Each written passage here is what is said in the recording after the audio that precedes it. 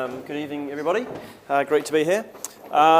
So what I wanted to talk about was a few things that I've picked up in working with marketing automation over the last few years. Just to add to Andy's words of introduction, I am Simon Daniels. I work for a conferences business. I look after marketing operations, so that very much covers data, systems, and processes. Prior to that, I've worked in consulting and in a variety of different roles. So I'm going to cover 3 lessons in marketing automation, 3 things that I've learned. And in contrast to Richard's beautifully detailed slides, I've taken a very minimalist approach, as you'll come to see. So hopefully the message will stick nonetheless. So as I say, just a little bit of background on me in terms of sort of roles and what I do at the moment.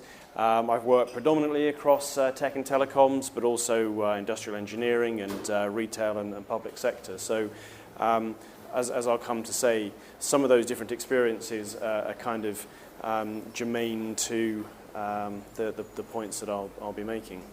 So to launch straight into it, lesson number 1 is it's not all textbook. Now, marketing automation solutions, software platforms, whatever you want to call them, are obviously technology systems. And the people that build them obviously are effectively enterprise software organizations. And so they sort of built software to sell their software. So if you're selling an enterprise software solution or something with a high value, relatively long sales cycle, then it's probably going to work for you very nicely. But if your business is different, a different sales cycle, different decision-making units, a different pace and so on, then the out-of-the-box textbook approach and implementation may well not work for you. And so my advice here really is don't feel that you have to conform to the textbook and to the out-of-the-box approach. Don't be afraid to say, can it do this? Can I do that? And make it fit more into your way of working and thinking. So just relating back to the discussion there about whether you should jump on a lead or a download or an interaction of some kind immediately or not. In overall terms, what I would say is, let the data do the talking. So if you jump on a lead, does it convert, or is it better to drop it into a nurture track? But the point is, as you said, Marketo may say you should nurture and score and wait for the lead to hit the threshold of a marketing qualified lead. But that might not be right for your business. So in conferences where there's 2 sides to our business, sponsorship and delegate sales. Delegate sales, we sell premium conferences, but essentially it's fairly transactional. So we try and jump on delegate leads as quickly as possible, and it's very successful. And we can demonstrate that if a lead is allowed to cool, then it can be a missed opportunity. We can't get hold of people, or they've just moved on and they're not thinking about it anymore. So, as I say, don't fall into that sort of textbook approach necessarily.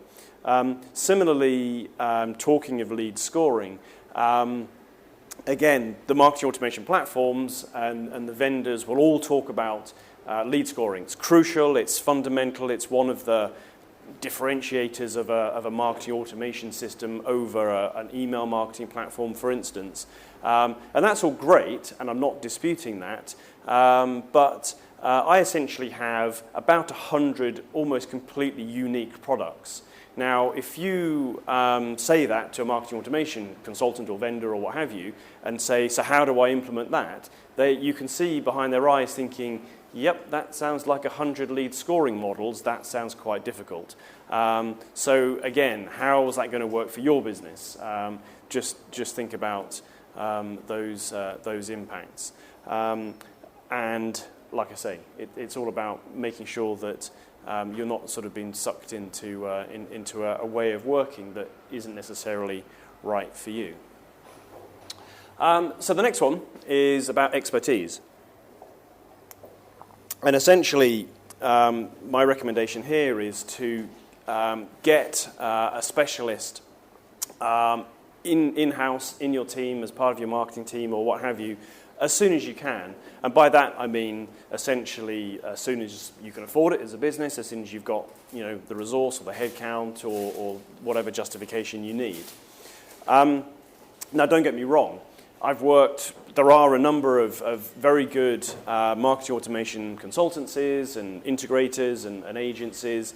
I've worked with many of them.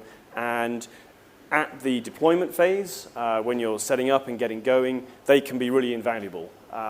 They've got deep expertise, deep experience. Hopefully they'll have worked across a number of sectors and clients and so on, and they'll have done many, many implementations. And so bringing that expertise in is obviously crucial. Hopefully also they'll have a good deep and wide bench strength. So you're not facing a single point of failure if a particular individual is unavailable or just isn't there at a particular time. But that comes with a cost. And put simply, a day of consultancy can buy you a week of an employee sitting in your office churning things out for you.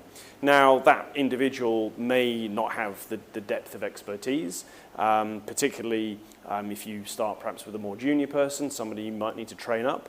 Obviously, it'll take them time to ever reach the degree of expertise and experience and certification and all the rest of it that a bona fide consultant will have. But let's face it, 40, 50 hours a week, someone sitting in your office churning away, you can get an awful lot done and you can figure an awful lot of stuff out. And having that flexibility, having somebody there who can just jump on a task, be it a configuration exercise or a campaign setup, or dealing with issues. Unfortunately, these systems are complex, problems arise. So I had an issue that came up the other day with an integration glitch. Couldn't really work out what was going on. I spent some time trying to figure it out. Other members of staff of mine did. In the end, I had to log it and then wait for the response and then deal with the response. And all of that can be managed by somebody who doesn't even need a huge amount of expertise. It's just a process you have to go through. But it would have been great, in that instance, if I could have delegated that and just had someone manage that process. So that's a really good way of building up that kind of expertise in-house as you go along. And then the final point I wanted to make is that not all platforms are created alike. This is a little snippet from Scott Brinker's marketing technology landscape. If you aren't familiar with Scott, otherwise known as Chief Martech, just Google it, or I think literally chiefmartech.com. Fabulously deep-thinking blogger in the area of marketing technology and marketing automation. I've had the privilege of meeting him briefly in the past, and he actually runs a conference which is taking place next month here in London. But one of the things that he does is to create a graphic, basically, of every marketing technology under the sun. I think it's running to around about 2,000 different platforms right now. This is just the platform suite or marketing automation snippet from it. The reason for putting it up is that there are many different systems here, and again, as Richard alluded to, they are not all necessarily the same. So in my conversation with Doug before we started, he made reference to the fact that Silverpop, marketing email platform, marketing automation platform, has a function that will optimize the send time of your email or your emails based on the recipient and the insight that Silverpop have about a particular recipient. Not all the platforms have that. So if that's important to you, or if you think that's going to make a particular difference to your business, then obviously that's something to ask the others, do you do this? Again, integration was mentioned previously, and integration is itself a big topic, and there's lots of complexity involved.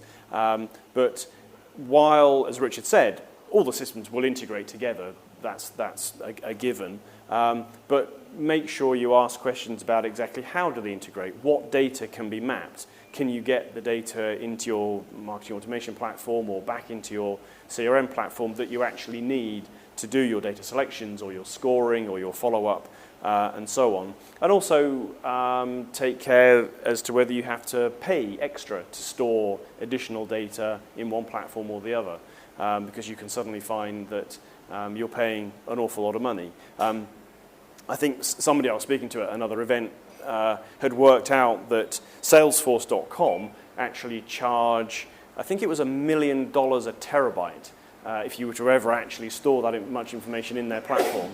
So it's worth keeping in mind, how you're actually going about that. Sorry, that's $1 million for a terabyte? Yeah, I think that's what it works out at. I'm sure if you actually went to them and said, I need a terabyte of storage, you'd probably get a bit of a discount. But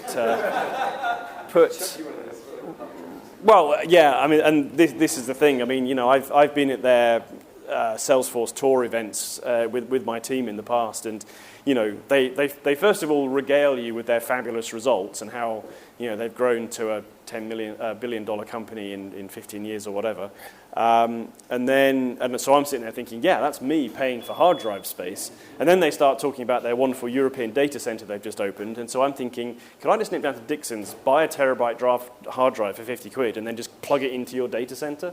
I'm sure that'd be much cheaper. So anyway, in seriousness, like I say, make sure that you understand what the platforms can do and whether they are going to meet your requirements. So in summary, it's not all textbook. Don't feel that you have to do it the way the vendors want you to. You can go your own way, as Fleetwood Mac would have it. Get in-house expertise as soon as you can. There's nothing like having a bank manager in the closet, as a boss of mine used to say of me. And all platforms are not created alike, so spend the time and take the due diligence to figure out which one's right for you. Some of the vendors in particular are pretty good salespeople, so they'll have you on their platform in a snap. That was it. Thank you very much.